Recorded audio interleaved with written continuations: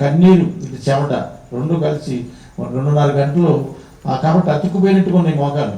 లెగలేకపోతున్నాను. అలాగే గోడకు జారపడ్డాను. జారపడంగానే మగత వచ్చింది, కళ్ళు మూతలు పడ్డాయి. కళ్ళు మూతలు పడితే ఇవన్నీ బిల్డింగ్లు కొట్టుకెళ్ళిపోతున్నాయి నీళ్ళలో. ఆ మనుషులు కూడా కొట్టుకెళ్ళిపోతున్నారు. అయ్యో కొట్టుకెళ్ళిపోతున్నారు అనుకున్నా. నేను కూడా నీళ్ళలో కొట్టుకెళ్ళిపోతున్నాను స్పీడ్గా. ఒక బండ వస్తే దాన్ని వాటేసుకుంటే అది కూడా నాకంటే ముందుగా కొట్టుకెళ్ళిపోతుంది. ఒక చెట్టు వస్తే దాన్ని పట్టుకుంటే అది ఏళ్లతో సౌండ్ వచ్చేస్తుంది.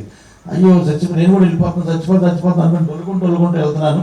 వెళ్తూనే పళ్ళకి ఇలా తిరిగి కళ్ళు పైకి చూస్తున్నాయి. ఆకాశం నుంచి సన్నని దారం ఆ నీటి మీదకి వచ్చింది. ఒక రౌండ్ అలా తిరిగి నా దగ్గరికి వచ్చింది. ఆ కొన పట్టుకున్న దాన్ని పట్టుకోగానే ఎవరో బలమైన హస్తంతో నన్ను నీళ్ళలోంచి పైకి తీసి అవతలొట్టిన మెత్తని గరికి మీద పడుకోబెట్టారు. అంటే నన్ను ఎవరు లేపారు? ఆ దారం పట్టుకుంటే ఇటు వచ్చానేంటి, మెత్తని గరికి మీద ఆ నీళ్ళలోంచి తీశారు. నా దీపమును వెలిగించువాడు నా చీకటిని వెలుగుగా చేయును. నా దీపమును వెలిగించువాడు నా చీకటిని వెలుగుగా చేయును. జలరాశుల నుండి బలమైన చేతితో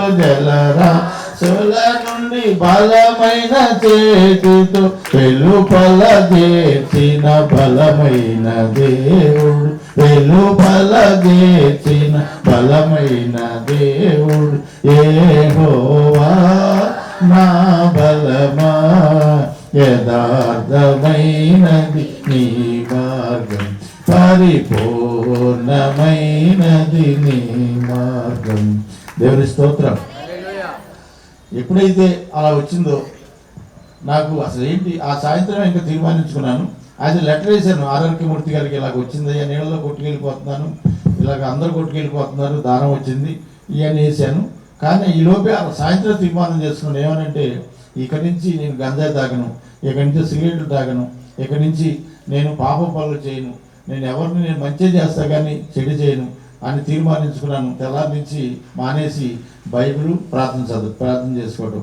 ఈ చదువుతున్నప్పుడు ప్రార్థన తెల్లజామున ఒక రోజు 3 అయిపోయిందని చెప్పి 1:30కి లేచి ప్రార్థన చేస్తున్నాను. 1:30కి లేచి ప్రార్థన చేస్తుంటే